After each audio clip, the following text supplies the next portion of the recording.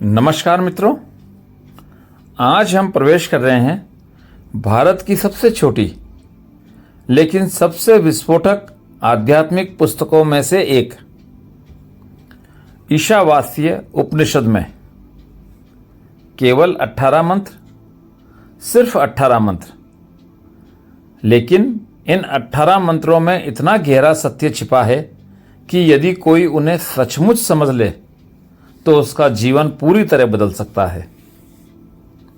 ईशावास्य उपनिषद का पहला ही मंत्र घोषणा करता है, जो कुछ भी इस जगत में है वह सब ईश्वर से आच्छादित है। यह केवल कोई धार्मिक वाक्य नहीं है, यह कोई आस्था नहीं है, यह कोई विश्वास नहीं है, यह अस्तित्व के सबसे बड़े रहस्य की घोषणा है। हम सामान्यतः सोचते हैं कि ईश्वर कहीं मंदिर में है, कोई कहता है वह मस्जिद में है, कोई कहता है वह स्वर्ग में बैठा है, कोई कहता है वह मृत्यु के बाद मिलेगा। लेकिन ईशावास्य उपनिषद कहता है, नहीं, ईश्वर कहीं और नहीं है। जो कुछ है वही ईश्वर है। यह वृक्ष, यह आकाश, यह सूर्य, यह नदी, यह शरीर, यह सांस, यह चेतना, सब उसी से भरा हुआ है। ओशो कहते हैं, ईश्वर कोई व्यक्ति नहीं है, ईश्वर अस्तित्व का नाम है। यह वाक्य समझने योग्य है। हमने ईश्वर को एक व्यक्ति बना दिया है। हम सोचते हैं कि कहीं कोई बूढ़ा आदमी बैठा है जो संसार चला रहा है, लेकिन उपनिषद ऐसा नहीं कहते। उपनिषद कहते हैं, अस्तित्व ही ईश्वर है। जिस क्षण तुम अस्तित्व को उसकी पूर्णता में देख लेते हो, उसी क्षण ईश्वर का दर्शन हो जाता है। लेकिन समस्या क्या है? समस्या यह है कि हम देखते नहीं, हम केवल सोचते हैं। हमारे और वास्तविकता के बीच विचारों की दीवार खड़ी है। तुम किसी वृक्ष को देखते हो, लेकिन वास्तव में वृक्ष को नहीं देखते। तुम्हारे मन में तुरंत शब्द आ जाता है, वृक्ष, और देखना समाप्त हो जाता है। तुम किसी व्यक्ति को देखते हो, तुरंत मन कहता है, मेरा मित्र, मेरा शत्रु, अच्छा आदमी, बुरा आदमी, और वास्तविक देखना समाप्त हो जाता है। हम शब्दों में जीते हैं, वास्तविकता में नहीं। ओशो कहते हैं, मन शब्दों का जाल है, सत्य शब्दों के पार है। ईशावास्य उपनिषद हमें उसी सत्य की ओर ले जाता है। वह कहता है, यदि तुम वास्तव में देख सको तो तुम्हें हर चीज में दिव्यता दिखाई देगी। फूल केवल फूल नहीं रहेगा, वह ईश्वर का एक रूप बन जाएगा। नदी केवल नदी नहीं रहेगी, वह ईश्वर का प्रवाह बन जाएगी। आकाश केवल खाली स्थान नहीं रहेगा, वह अनंत का द्वार बन जाएगा। और तब जीवन साधारण नहीं रहेगा, हर क्षण चमत्कार बन जाएगा। लेकिन हम चमत्कार को क्यों नहीं देख पाते? क्योंकि हम आदतों में जीते हैं। सुबह सूर्य निकलता है, हम देखते भी नहीं। हमारे लिए यह सामान्य बात है। लेकिन जरा सोचो, यह कितना बड़ा चमत्कार है। करोड़ों वर्षों से सूर्य उग रहा है, धरती घूम रही है, फूल खिल रहे हैं, पक्षी गा रहे हैं, और यह सब इतनी पूर्णता से हो रहा है। क्या यह किसी चमत्कार से कम है? ओशो कहते हैं, जिस दिन तुम साधारण में असाधारण को देख लोगे, उसी दिन ध्यान घटित हो जाएगा। ध्यान कोई तकनीक नहीं है, ध्यान देखने की कला है। और ईशावासीय उपनिषद इसी कला को सिखाता है। वह कहता है, देखो, गहराई से देखो, बिना विचार के देखो, बिना निर्णय के देखो, और तब तुम्हें पता चलेगा कि सब कुछ ईश्वर से भरा हुआ है। लेकिन यहाँ एक और महत्वपूर्ण बात है। यदि सब कुछ ईश्वर से भरा हुआ है तो फिर लालच क्यों, फिर संग्रह क्यों, फिर स्वार्थ क्यों? इसीलिए पहले मंत्र का दूसरा भाग कहता है, त्याग पूर्वक भोगो। यह बहुत अद्भुत सूत्र है। सामान्यतः दुनिया दो हिस्सों में बटी हुई है। एक तरफ भोगी हैं, दूसरी तरफ त्यागी हैं। भोगी कहते हैं जीवन का आनंद लो, त्यागी कहते हैं सब छोड़ दो। लेकिन उपनिषद कहता है दोनों गलत हैं। भोग और त्याग विरोधी नहीं है। सच्चा भोग तभी संभव है जब त्याग हो, और सच्चा त्याग तभी संभव है जब आनंद हो। इसका अर्थ क्या है? इसका अर्थ है वस्तुओं का उपयोग करो, लेकिन उनके मालिक मत बनो। घर में रहो, लेकिन घर तुम्हारे भीतर ना रहे। धन का उपयोग करो, लेकिन धन तुम्हारा स्वामी ना बन जाए। संसार में रहो, लेकिन संसार तुम्हारे भीतर ना बस जाए। यही त्याग है। ओशो कहते हैं, त्याग का अर्थ छोड़ना नहीं, त्याग का अर्थ है आसक्ति का समाप्त हो जाना। यह बहुत गहरी बात है। अक्सर लोग सोचते हैं कि त्याग का मतलब है घर छोड़ देना, परिवार छोड़ देना, धन छोड़ देना। लेकिन यदि मन में इच्छा बनी हुई है तो त्याग नहीं हुआ, और यदि इच्छा समाप्त हो गई है तो संसार के बीच में रहकर भी त्याग घटित हो सकता है। यही ईशावासीय उपनिषद की क्रांति है। वह भागने की शिक्षा नहीं देता, वह जागने की शिक्षा देता है। वह कहता है, दुनिया छोड़ो मत, दुनिया को सही ढंग से देखो। जब दृष्टि बदलती है तब सब बदल जाता है। एक राजा और एक सन्यासी नदी के किनारे बैठे थे। दोनों सूर्यास्त देख रहे थे। बाहर से दृश्य एक जैसा था, लेकिन भीतर से दोनों की दुनिया अलग थी। राजा के मन में हजारों चिंताएं थी, राज्य की, धन की, शक्ति की, भविष्य की। सन्यासी केवल सूर्यास्त को देख रहा था, पूर्ण मौन में, पूर्ण आनंद में। सूर्य दोनों के सामने था, लेकिन अनुभव अलग था। क्यों? क्योंकि अंतर बाहर नहीं था, अंतर भीतर था। ईशावासीय उपनिषद भीतर की इसी क्रांति की बात करता है। वह कहता है, यदि भीतर शांति है तो बाहर हर जगह ईश्वर दिखाई देगा, और यदि भीतर अशांति है तो मंदिर में भी ईश्वर नहीं दिखाई देगा। हम अक्सर सोचते हैं कि खुशी बाहर मिलेगी, अधिक धन मिल जाए, अधिक सम्मान मिल जाए, अधिक सफलता मिल जाए तो हम खुश हो जाएंगे। लेकिन क्या ऐसा होता है? नहीं। जिसे 1 करोड़ चाहिए था उसे 10 करोड़ चाहिए, जिसे 10 करोड़ चाहिए थे उसे 100 करोड़ चाहिए।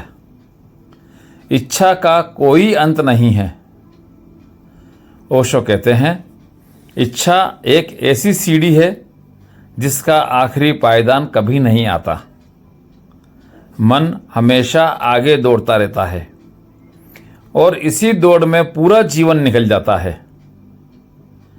ईशावासीय उपनिषद कहता है, रुको, यहीं रुको, अभी रुको, जो है उसे देखो, जो मिला है उसके प्रति कृतज्ञ बनो, क्योंकि कृतज्ञता में ही ईश्वर का द्वार खुलता है। जब तुम धन्यवाद से भर जाते हो तो अचानक जीवन बदल जाता है।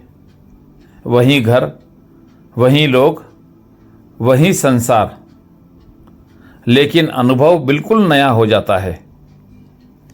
तुम्हें महसूस होने लगता है कि वास्तव में सब कुछ अनुग्रह है, सब कुछ उपहार है।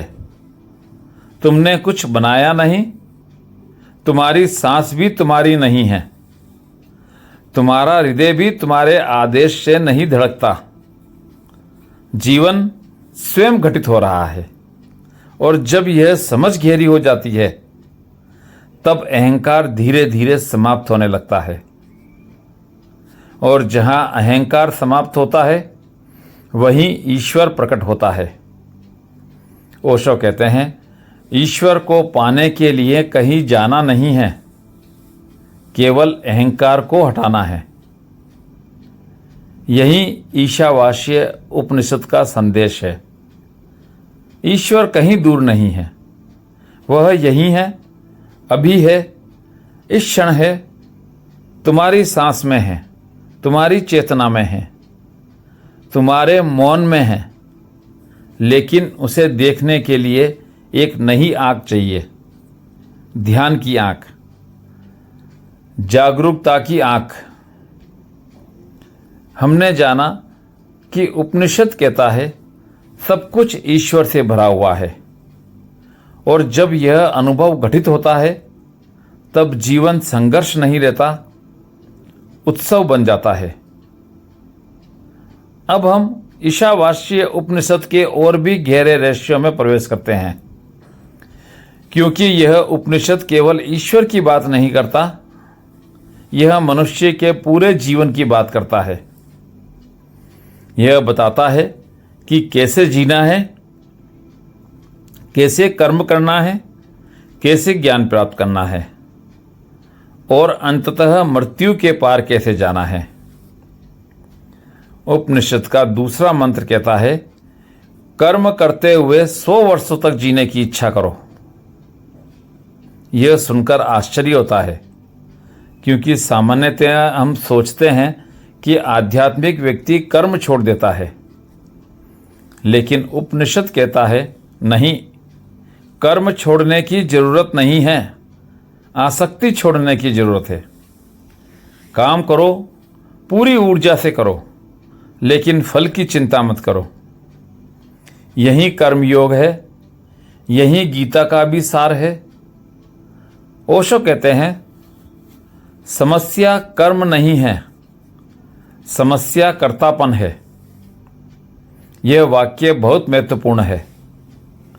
हम काम करते हैं, लेकिन साथ ही ये भी सोचते रहते हैं, मैंने किया, मैंने बनाया, मैंने सफलता प्राप्त की। यही अहंकार है, और अहंकार ही बंधन है। जब कर्म होता है लेकिन कर्ता गायब हो जाता है, तब कर्म ध्यान बन जाता है, तब साधारण काम भी पूजा बन जाता है। एक माली बगीचे में पौधों को पानी दे रहा है। यदि वह केवल काम कर रहा है क्योंकि उसे वेतन चाहिए, तो वह मजदूरी है। लेकिन यदि वह प्रेम से पौधों को सींच रहा है, पूर्ण जागरूकता के साथ, तो वही काम ध्यान बन सकता है। बाहर से दोनों काम एक जैसे दिखाई देंगे, लेकिन भीतर का अनुभव बिल्कुल अलग होगा। उपनिषद बाहरी क्रिया से ज्यादा भीतरी चेतना को महत्व देता है। ओशो कहते हैं, जो व्यक्ति जागरूक है उसका हर कार्य प्रार्थना बन जाता है। चलना प्रार्थना बन जाता है, खाना प्रार्थना बन जाता है, सांस लेना प्रार्थना बन जाता है, क्योंकि वह हर क्षण होश में है। अब ईशावास्य उपनिषद एक और अद्भुत बात कहता है। वह कहता है, ज्ञान भी पर्याप्त नहीं है और अज्ञान भी पर्याप्त नहीं है। यह बात पहली बार सुनने में अजीब लगती है। हम हमेशा सोचते हैं कि ज्ञान अच्छा है और अज्ञान बुरा, लेकिन उपनिषद का दृष्टिकोण बहुत गहरा है।